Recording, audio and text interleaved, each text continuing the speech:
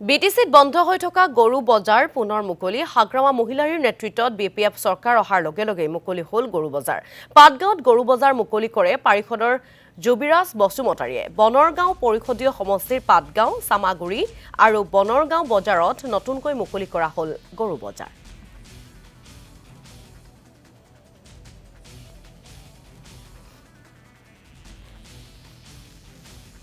হয় আমাৰ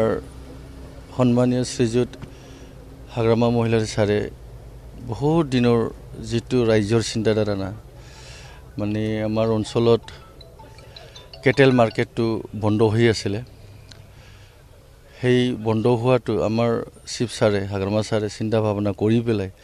যেটো ৰাইজৰ এইটো এটা খুব ইম্পৰ্টেণ্ট পাৰ্ট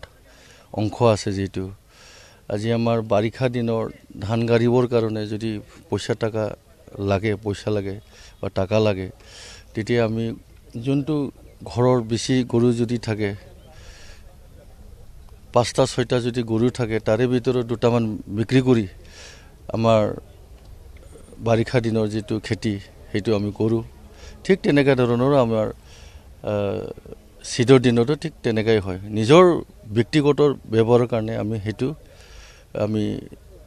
যেতিয়া আমাৰ গৰুটো বেছি হৈ যায় বা যোনটো কাম নোহোৱা হৈ যায় সেই বস্তুক আমি মাৰ্কেটত লৈ